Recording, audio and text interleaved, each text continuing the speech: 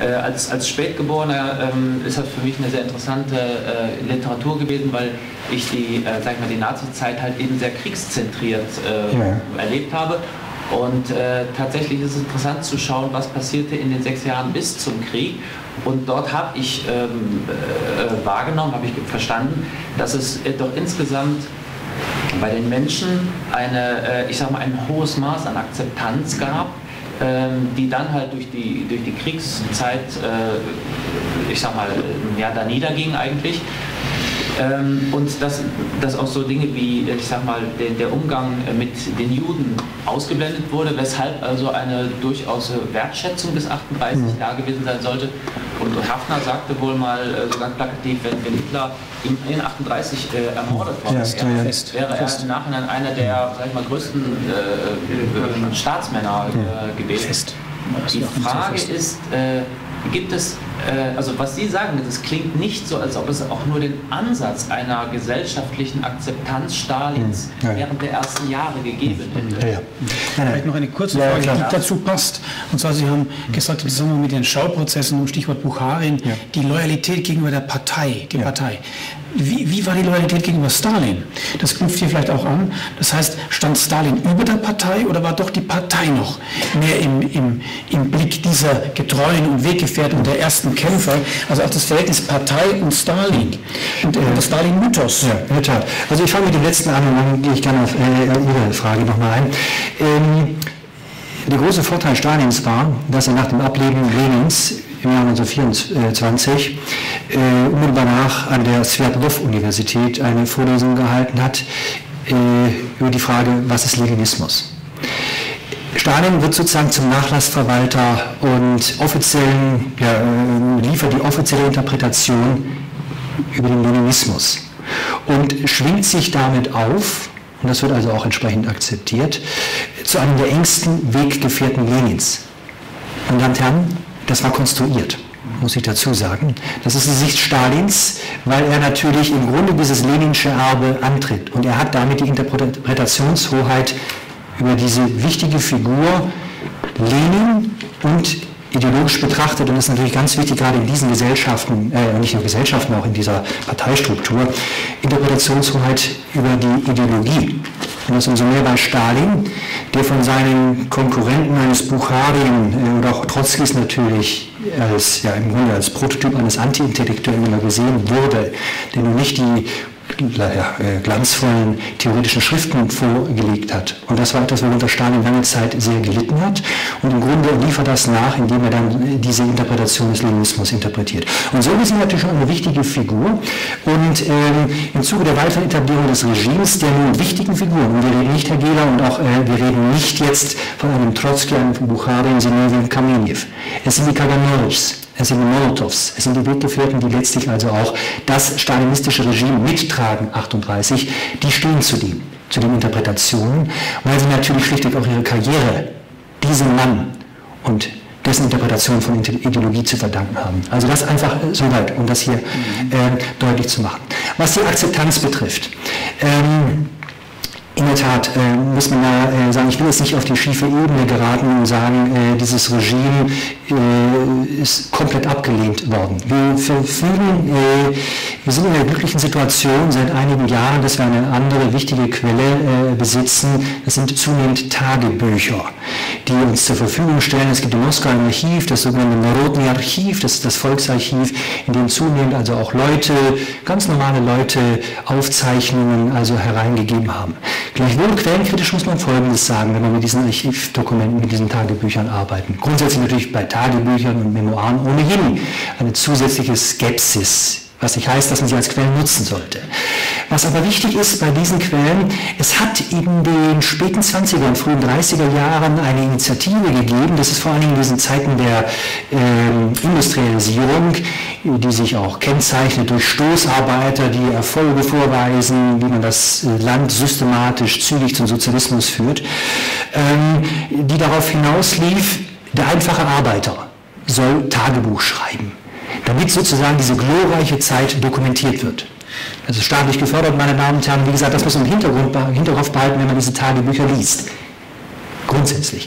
Es gibt aber auch andere Tagebücher und da deutet sich sehr wohl an, dass Menschen zu unterscheiden wussten, einerseits unterscheiden wussten, gleichwohl, und das ist das Interessante, man würde ja annehmen, in Tagebüchern vertraut man seine intimsten Geheimnisse an. Nur wir wissen jetzt, nicht zuletzt aufgrund von Arbeiten einer Kollegin aus Sheila Fitzpatrick, unter anderem aus Chicago, dass selbst in den Tagebüchern im Grunde man Formulierungen, Argumentationen findet, die 1:1 der offiziellen Ideologie wieder entsprechen. Es kommt hinzu, meine Damen und Herren, das, was ich als Massenterror bezeichne und hier charakterisiert habe, es waren immer nur kurze Einblicke, die ich hier gewährt habe, das sind Leute, die an der Basis NKWD-Schergen erleben und sich fragen, weiß denn der Genosse Stalin überhaupt davon? Wo oftmals die Haltung verbreitet war, hier hat sich, und das trifft auch zu, ich habe ja auch angedeutet, dass im Grunde quasi sozialistischer Wettbewerb praktiziert wurde, wenn es darum ging, die Quote der zu Erschießenden zu erhöhen und Fragen nach Moskau, das waren Informationen, die der gemeine Sowjetbürger nicht wusste.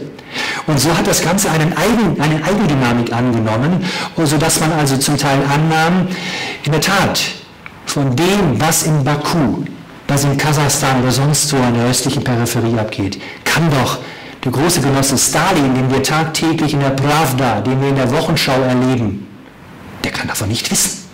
Also insofern, wir haben manchmal ein ähnliches Phänomen auch in anderen Diktaturen, auch im Nationalsozialismus, sind solche, und im Grunde, wenn ich jetzt in die russische Geschichte zurück ins 19. Jahrhundert, auch da ist die Haltung verbreitet, das Problem, mit dem sich der russische Bauer auseinanderzusetzen hat, ist nicht der Zar. Nein, er erlebt tagtäglich den Großgrundbesitzer, der sein Los bestimmt. Der große Zar, der da in Petersburg sitzt, kann von all dem nicht wissen. Das Väterchen Zar, Sie sehen ja auch diese Formulierung Väterchen Zar. Und auch Stalin hat ja auch zum Teil man hat ihm diesen Attribut also auch anheimgestellt. Das sagt eine ganze Menge auch in puncto Wahrnehmung der politischen Führung auch aus. Also nur es ist gut, dass Sie die Frage mal gestellt haben. Ich möchte keinen falschen Eindruck entwickeln. Einen Punkt habe ich, Dankeschön, in Ihrem Vortrag etwas vermisst, aber es war der Zeit geschuldet zu verknoten. Ja.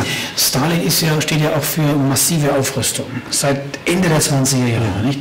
Und wir haben, diese Aufrüstung ist ja bemerkenswert, auch in Anbetracht der gleichzeitig parallel dann anlaufenden Zwangskollektivierung und der Hungerkatastrophen in der Ukraine. Wie ordnen Sie die Aufrüstungspolitik Stalins ein, auch mit Blick auf diese Modernisierung der sowjetischen Gesellschaft? Und kann man dann so weit gehen, dass er schon so früh, wie manche Historiker auch zuletzt behauptet haben, tatsächlich sogar Angriffspläne hatte in Richtung Westen? Wie geht das zusammen mit der Enthauptung der Roten Armee 37, Gipfelpunkt? Wie schätzen Sie diese Kriegszieldiskussion ein? Losgelöst von der Frage, ob das ein Präventivkrieg gewesen sein soll, Hitler geführt haben soll, wo wir eigentlich in der Historie der Zunft einig sind, objektiv wie subjektiv. Hitler hat keinen Präventivkrieg geführt, aber hat er möglicherweise sogar einen Präventivkrieg wider Willen oder ohne es zu wissen geführt? Das ist eine philosophische Frage. Ja, gut. Und ich glaube, es war ein Philosoph, der seinerzeit der Topisch, Sie sehen das was Problem, ich will jetzt nicht Philosophen hier nahe treten, aber ich glaube, da sollte man einfach dann doch sagen, das ist ein Feld, was man dann den Historiker überlassen sollte. Zumal Herr Topisch seinerzeit das Ganze sehr stark auch politisch versucht hat zu instrumentalisieren, dem Stalin, und wo bemerkt, man kann Stalin viel unterstellen. Aber irgendwo muss man auch historische Gerechtigkeit widerfahren lassen und darf der Fantasie nicht unbedingt den freien Lauf lassen. Wir, das kann ich gleich sagen, bis heute haben keine Dokumente, die darauf hinweisen, dass Stalin einen Präventivkrieg 1941 geplant hat. Stalin. Wir wissen um verschiedene Diskussionen. Wir wissen um verschiedene Planungen seitens der Militärs. Nur, meine Damen und Herren, dafür sind Militärs da. Ich würde das unter der Rubrik strategische Sandkastenspiele laufen lassen. Und all das, was seinerzeit diskutiert wurde im Generalstab, ist auch durchaus Stalin zu Ohren gekommen. Nur, wir wissen bislang, wir haben keine Dokumente, die dafür sprechen. Ich bin vorsichtig, ich sage, wir haben keine Dokumente, die dafür sprechen, dass Stalin hier sein Einverständnis gegeben hat. Gleichwohl will ich nicht verhehlen, Sie sagen zu Recht, Herr Gehler, in der Sowjetunion ist ein ganz massives Aufrüstungsprogramm betrieben worden. Das war auch nicht zuletzt einer der Motive für die Industrialisierung, die forcierte, sozusagen in dem Enthusiasmus 5 Jahre, in 4, in 3 realisieren zu wollen, die Pläne, womit man sich maßlos verhoben hatte. mit katastrophalen Auswirkungen. Aber ein Motiv war, die Schwerindustrie zu fördern. Und das ist wichtig natürlich, wenn Sie, und ich sage immer wieder, wir müssen uns vergegenwärtigen, dieses Schlüsselerlebnis, die Revolution im Jahre 1917 bis 2021 in der Bürgerkriegszeit ist gefährdet worden. Nicht nur durch den Bürgerkrieg im Lande selbst, der sogenannten Weißen Bewegung. Nein, wir haben auch eine alliierte Intervention. Und Russland, Sowjetrussland, gehörte lange Zeit zu den Paria. Wenn wir bedenken, wann erstmals diplomatische Beziehungen aufgenommen worden mit Großbritannien, 24, 25 bricht das Eis, die Deutschen, es liegt nahe 1922 Rapallo, nun waren die Deutschen auch die Geächteten im internationalen Mächtesystem nach dem Ersten Weltkrieg. Da lag es in der Natur der Sache, dass man sich nähert. Aber diese Erfahrung hat dazu beigetragen, dass man, und nicht zuletzt auch mit deutscher Hilfe, ich denke an die Reichswehr und Rote Armee, da sind wir noch in der Zeit vor dem Nationalsozialismus, wo die Weimarer Republik den Aufbau der Roten Armee mit gefördert hat, gleichwohl muss man dazu sagen, sehr wohl auch davon profitiert hat. Vor dem Hintergrund, dass die deutsche Seite durch die Auflagen des Versailler Vertrages natürlich nicht nur ein Heer von 100.000 Mann unterhalten durfte, keine Panzer, die Luftwaffe, da bot sich das sowjetische Terrain an, sozusagen in Kooperation mit Vertretern der Roten Armee, nicht zuletzt Tuchatschewski, der dann 38 den stalinistischen Eroberungen zum Opfer gefallen ist, zu kooperieren. Man muss auch dazu sagen, Stalin, der die Situation in Deutschland nach 1933 mit großem Interesse und größter Konsequenz verfolgt und analysiert hat, war davon überzeugt, dass es langfristig einen Krieg gegen Deutschland geben würde.